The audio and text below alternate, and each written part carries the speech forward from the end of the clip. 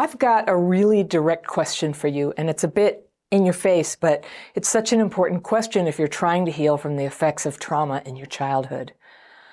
Of all the problems you're still experiencing in your life today, how much of it is from the abuse and neglect that happened, and how much of it is from trauma-driven behaviors that maybe started as a symptom but turned into a habit? Now, I know what this is like. I was drowning in life problems before I found a way to start healing from trauma. And I had to figure it all out myself, and it took a long time. But when I look back, I can really clearly see that my complex PTSD made it hard to know the best path forward or to stick to that path. I couldn't control that until I could. But this is where all your healing power lies. It's in moving your focus to not on what happened to you so much as what you are doing now, good and bad. And what I want to invite you to look at now is the way your trauma wounds have gotten you in the habit of self-sabotage. And this is good to know because once you can spot it, you can change it. Okay?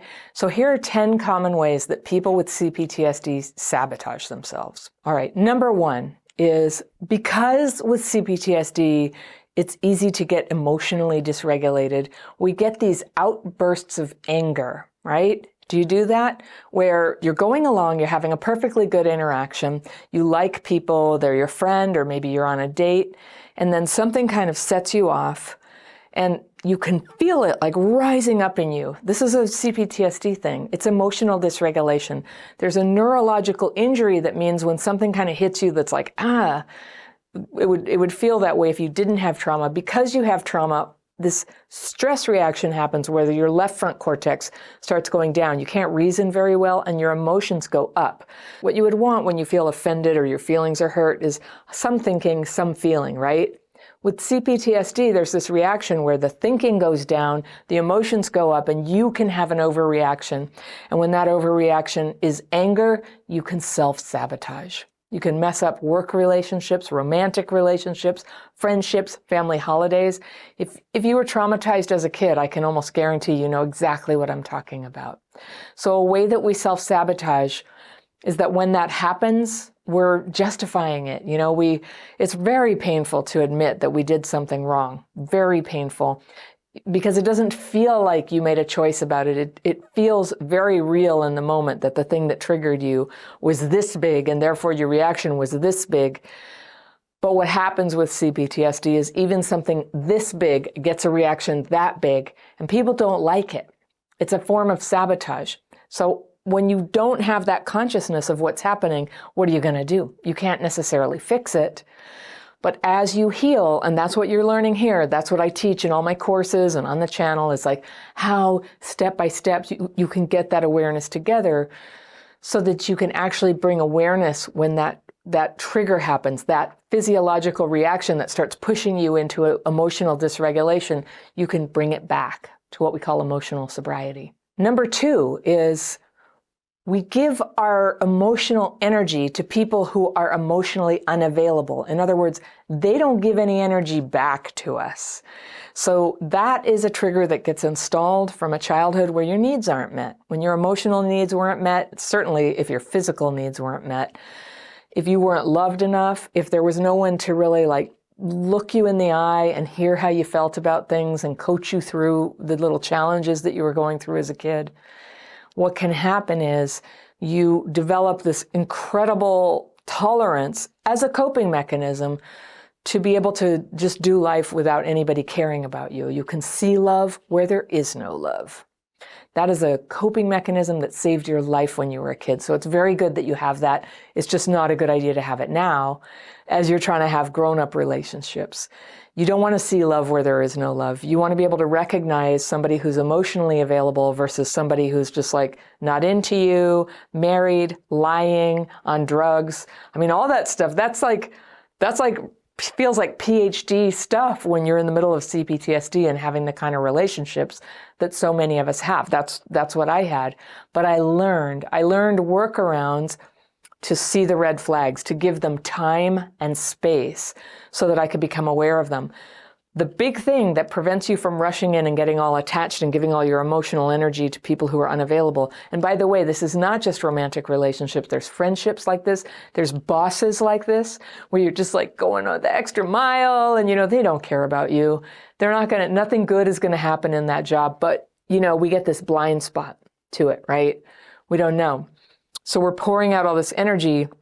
And when we don't get anything back, when it doesn't lead to a promotion or a relationship or a fun friendship, and you're not invited to the party, it just feels like a massive ripoff. And then, it just feels like people did you wrong, and you can't see, when you still have CPTSD active, you can't see that there was anything that you did to kind of, walk into that situation. All your power is in seeing where you walked in. Like, yes, there are people who will take advantage, or there's people who just don't care. They haven't necessarily even done anything wrong by not caring when we're just like, oh, I'm giving you everything I've got. So we got to stop walking into that. We have to recognize it and sort of have continence, really, to be able to like contain our emotions and decide when we're going to give them and how, in what measure. That's a huge, important skill that can save you so much grief. Okay, a third way we self-sabotage this is kind of related to the second one, in the way we get together with or stay with people who are abusive or who have major life problems that make them unfit for a relationship, like a big drug addiction, alcoholism. It's very, very common. This is the big way that trauma gets passed on to the next generation, is through the relationships that result in children. Often they're not even committed relationships, right? But there's that inability to recognize a total life-destructive situation, go into it, try to build a life around it, and then have the floor fall out under you. That's what happens. That's what happens when someone is abusive, or they're too far gone in an addiction that they can never show up for you. They can never provide for you. They can never meet your emotional needs. And so often, you could end up living with them. Your whole living situation is dependent on them, and they're not, that it's nothing you can count on. It's nothing you can count on. Have you ever been in that situation? Abruptly homeless with children, pregnant but no longer with anybody. These are, these are the types of things that we go through when we have that big attachment wound and a blind spot for what is a red flag and what is a green light, just total confusion. And it is very similar to that, the ability to see love where there is no love, but it's more than that. It's an inability to predict how complicated and painful it will be to be with somebody who is abusive. There's this magical thinking of but I think if I change enough, if I'm good enough, they will change. I'll step up on my toes, they'll step up on their toes. But that is, that doesn't work. I'll talk about magical thinking in a minute. Similar to that one is, we choose friends. This is number 4 way we self-sabotage. We choose friends that are more screwed up than we are. So I'm just putting out there. I was certainly very screwed up, and I've gradually gotten less screwed up. But I often had a more comfort with friends whose problems were even greater than mine, whose level of functioning was even lower than mine. And I've had a lot of trouble recognizing why. I saw that it was happening, and gradually it changed, but I wasn't able to really see why. I wasn't really being that intentional about it. It was sort of a natural byproduct of getting healed in a lot of other areas of my CPTSD symptoms. But I think what it is there's a lot of shame. There's a lot of shame with growing up with abuse and neglect. There's a lot of stuff that sort of seeps into your identity of not being good enough. And a discomfort that comes from hanging out with people who have their lives together, who are basically nice people. There's something awkward, uncomfortable, embarrassing about it. And that's what I'm going to say about it is I think it's shame. I think it's shame. And when the shame heals, you can have more comfort to hang out with people who are not only your equals in terms of, how much they've got their lives going on, but even people who are aspirational for you, people who have really got their lives together, and you can learn so much from them and enjoy friendship with people of all kinds. That's the ideal, right? The shame has to go. All right, number 5 form of self-sabotage is choosing jobs that don't really demand anything. And, we all know why this is necessary. It's because when you have CPTSD, your focus and your energy are often going in peaks and troughs. You do a whole bunch of good stuff and then you crash, whole bunch of good stuff and you crash. And I have videos about this, but basically we're good, talented people, and we get the urge just like anybody to like reach for something, put ourselves out there. But when we do that, that act of being out there on the edge of our comfort zone or right beyond it is very triggering. There's a lot of triggers there, and it can look very easy to do. And of course we want to do it, but if we don't have good tools, being out there, like sticking our neck out there, getting a little criticism, having something not go that well, not actually having an initiative succeed, it can just crash you. And you lose all confidence and all energy and all willingness. Have you had this? So I made a video about it happening to me a couple years ago, and so many people with CPTSD said, I get that too. I get that too. So the coping mechanism that may have been good at first, but kind of needs to change now, is taking jobs that are not demanding on you, where you're never putting yourself out there, you're never risking criticism, and you're never really learning anything, because you're not risking anything. You're not associating with people who could teach you something. You're not putting yourself in that position where you could disappoint them. And I think there's this other energy that can come in there of like disdain, right? It's like, well, this is a stupid job and I just turn up and blah, blah. Well, if it's really stupid, the healed thing to do is to take another step, get to a job that's not stupid, that's meaningful, that's challenging. Everybody has to do a journey on that. Like the first job you get in your life is seldom that job. Sometimes people are that lucky. It wasn't for me. I couldn't even get a job at McDonald's when I was a teenager. I tried. They wouldn't have me. I still bring that out like a badge of, unfairness, right? I wonder if they would hire me now. I don't know. Sometimes I want to try just to see if I can. But I like my job now. It's pretty good. But so getting a job where you're not challenged at all is a way to keep hating your life and stay stuck and not grow. But at least it keeps certain triggers out. And that's what happens in so many ways when we, keep our life small like that, is we're avoiding triggers, yes, but we're avoiding growth. And when you avoid growth, it starts to get very depressing. So you don't want to do that. So the healed thing is to start doing jobs that are a little bit more of a stretch for you, and have more to do with what you really want, and where there's actual risk of failure. Like it's okay that many things that you'll try result in failure. That's okay and normal. And when you have tools, when you have healed a lot of your trauma reactions and you have tools for dealing with the feelings that come up, I'm always talking about this daily practice I do. That's where it goes. When I fail at stuff, when I put my foot in it, I'm right there. I do it every day, twice a day anyway, but I'm right there writing my fears and resentments and getting them out of my head onto paper and away, so that I can carry on, so that I can still have inspiration and be motivated and try things, or, just take a rest and peace, but not be going, oh my gosh, why am I such an idiot? I can't tell you how many ways and times I've been an idiot. I've just, I make mistakes all the time. But you got to be free to make mistakes or you'll never get anywhere, right? Getting anywhere involves mistakes and fear and failure and getting back up again. It's a good thing.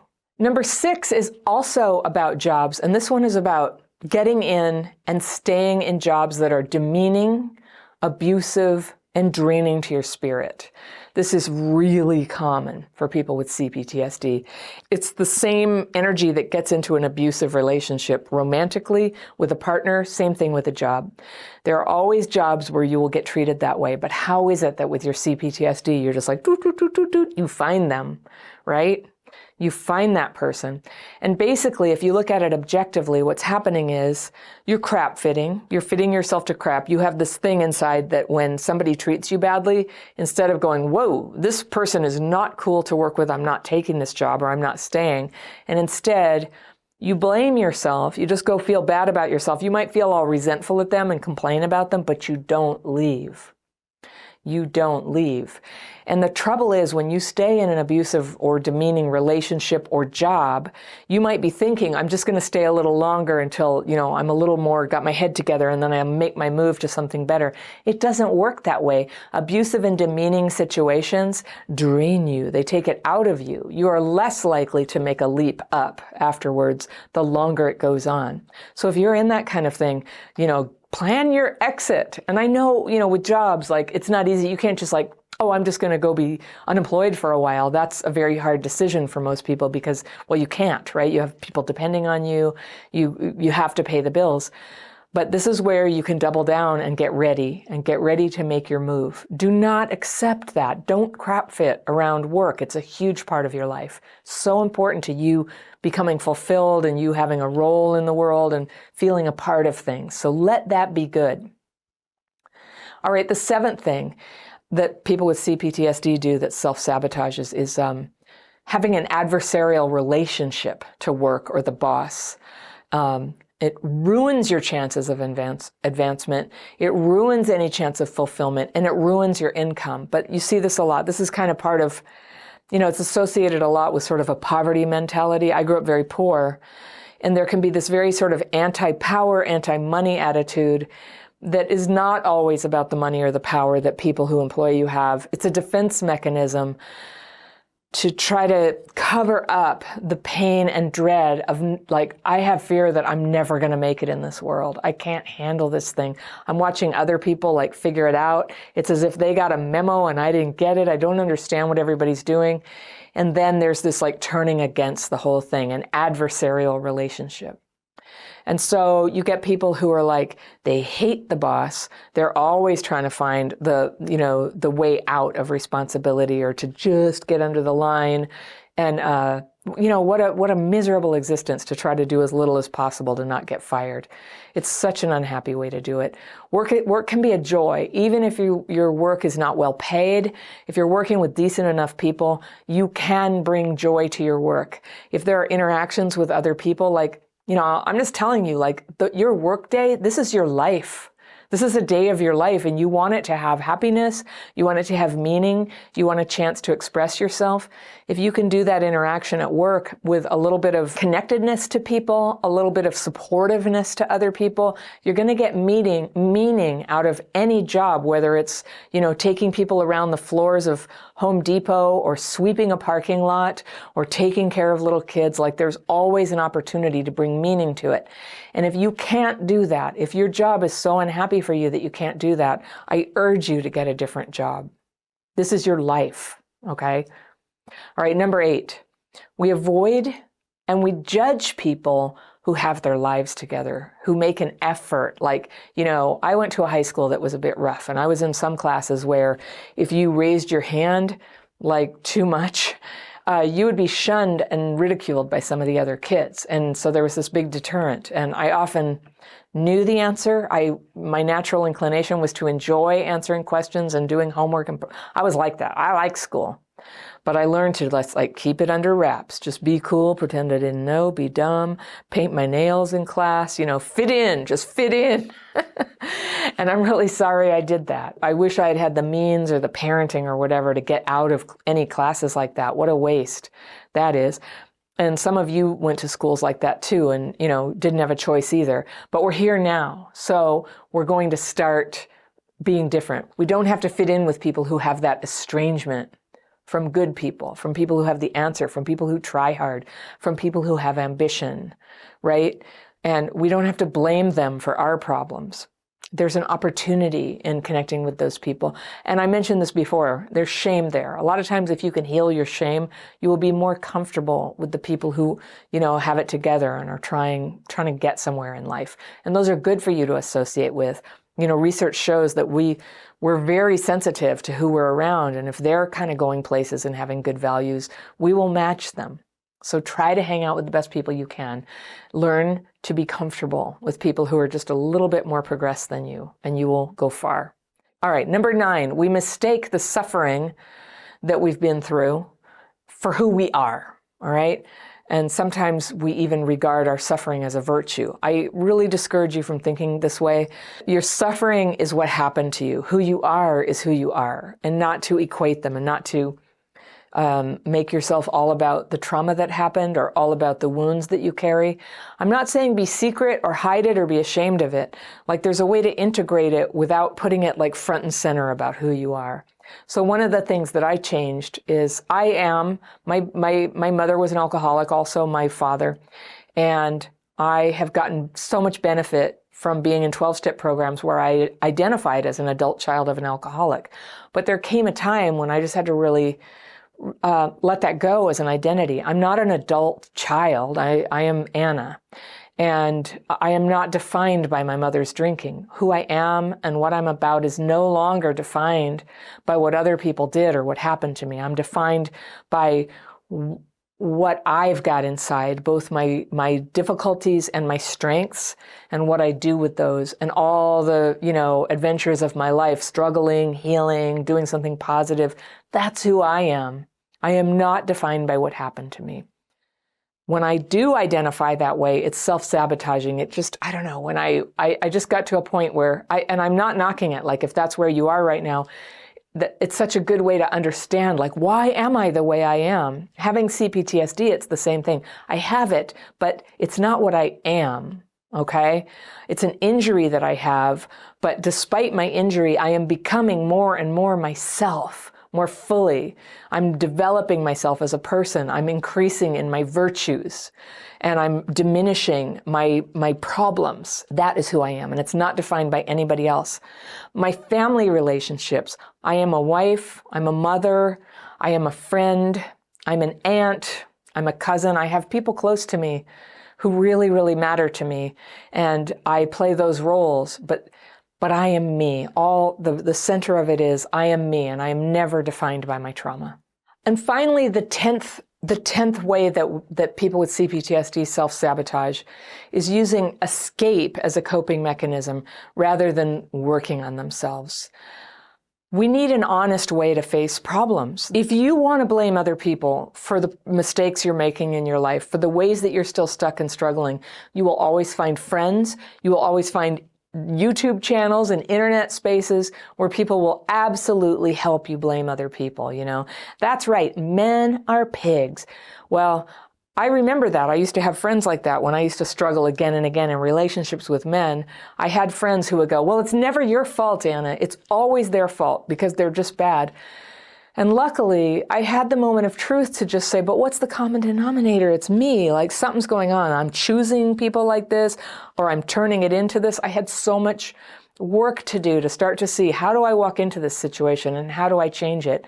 And I'm just so grateful because the very first step of beginning to heal all of that, I had help, I had mentorship, all these good things happened when I could admit that I was making mistakes. I stopped blaming men for the problem that I had with men.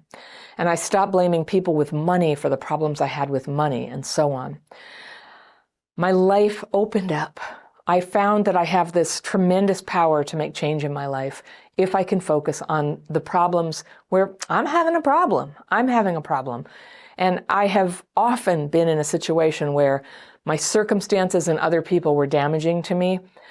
And when I could do something about that, I did. But there's so many times when maybe there's something I could do, but I didn't know how. But I always knew how to look within and go, what can I change about myself and become stronger? Because when I can get stronger inside, I can come up with a new response to the problems outside. So things that used to overwhelm me and defeat me, all of a sudden, like a solution comes. Some of it's quite interesting. I just used to feel like people would take advantage of me, and that rarely happens anymore because there's a strength in me that communicates something. I don't know if it's a vibe or it's it's an energy that I have. It's a way that I talk. It's a way that I set boundaries even when I don't even know I'm setting boundaries. But people just don't do that to me anymore. They take me more seriously. They treat me with more respect than they used to. And it's like this kind of positive cycle where when you treat yourself with more respect and have some boundaries, other people treat you that way, and therefore you treat yourself that way, and they do it, and you do it, and they do it. Next thing you know, you're operating at a higher level, not self-sabotaging.